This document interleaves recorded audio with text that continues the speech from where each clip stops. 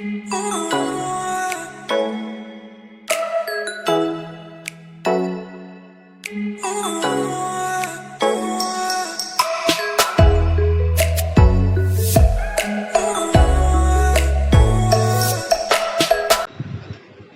முறுமுறுன்னு இருக்கிற கெண்டை மீன் வறுவலை எப்படி செய்கிறதுன்னு பார்க்கலாங்க வாங்க.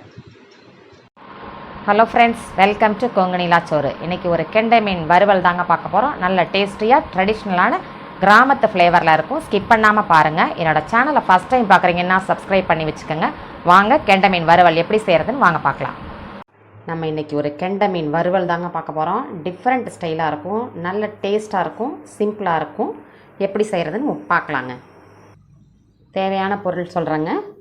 கொஞ்சோண்டு மிளகு, ஃப்ளேவருக்கு தான் லேசாக போடணும், நிறைய போட்டுறக்கூடாது. அதே மாதிரி கொஞ்சம் சீரகம், தேங்காய் ஒரு கால் மூடி வச்சுருக்கேங்க.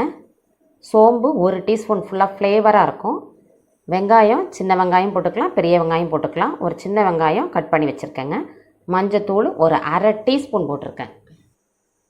இல்லை மிளகாத்தூள் நல்ல ஸ்பைஸியாக இருக்கணுங்க என்வி ஐட்டத்துக்கு. அதனால் ஒரு 1.5 ஸ்பூன்லேருந்து 2 ஸ்பூன் வரைக்கும் மிளகாத்தூள் போட்டிருக்கேன். உங்களுக்கு காரத்துக்கு தகுந்த மாதிரி நீங்கள் போட்டுக்கலாம்.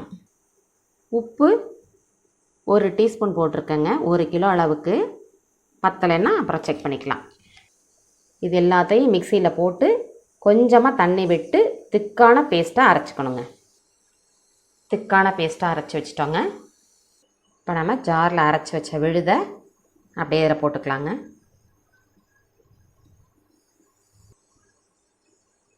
இந்த பேஸ்ட் அப்படியே நம்ம போட்டோங்க அரைச்சதை.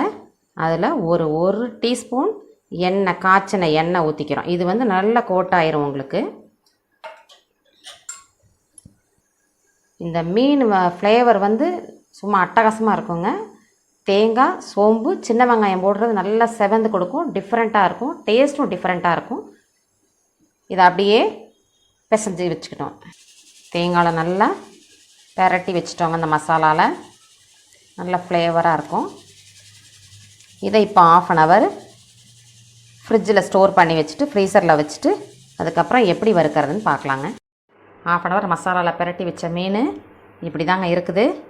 நல்ல கிறிஸ்பியாக நல்லா முறுன்னு இருக்கும். வாங்க எப்படி செய்கிறதுன்னு பார்க்கலாம். தோசைக்கல்லையே போட்டு எடுத்துக்கலாங்க. டீப் ஃப்ரை பண்ண வேணாம், ஷாலோ ஃப்ரையே பண்ணிக்கலாம். இப்போ நம்ம கல்லில் ஒன்றா போட்டுக்கலாங்க. தேங்காய் எண்ணெயில் போட்டிங்கன்னா நல்லா ஃப்ளேவராக இருக்கும்.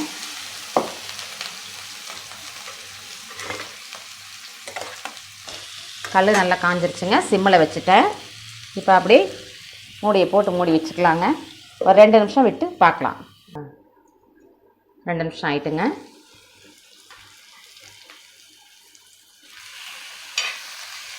நல்ல வாசமாக தேங்காய் எண்ணெய் வாசத்தோட நல்லா தேங்காய் முறுன்னு இருக்கும் பாருங்கள்.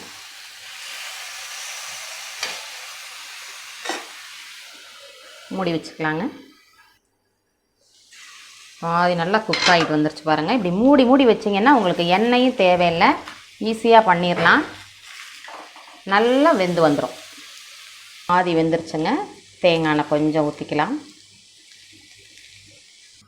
மூடி வச்சுக்கலாங்க. முறுன்னு வந்துருச்சுங்க. 1 நிமிஷம் ஓப்பன்லேயே வச்சு வேக வச்சிடலாம். அப்போ நல்லா கிறிஸ்பியாக வந்துடும் நமக்கு. நல்லா ரெடி ஆகிட்டுங்க. தேங்காய் தான் நல்ல வாசமாக இருக்கும். உங்களுக்கு தேங்காய் எண்ணெயிலே வறுத்த ஃப்ளேவர் இருக்கும். பிள்ளைங்களுக்கு எதுவும் பண்ணாது. நம்ம வீட்டில் உள்ள மசாலா ஐட்டத்தில் வச்சு ரெடி பண்ணியிருக்கோம். பார்க்கவே கலர்ஃபுல்லாக இருக்குது பாருங்கள். ப்ரெசன்ட் பண்ணிவிட்டு பார்க்கலாம். நம்மளோட கெண்டை மீன் வறுவல் நல்ல கிறிஸ்பியாக முறுன்னு பார்க்கவே எவ்வளோ கலர்ஃபுல்லாக இருக்குது பாருங்கள். ரெடி ஆகிட்டு.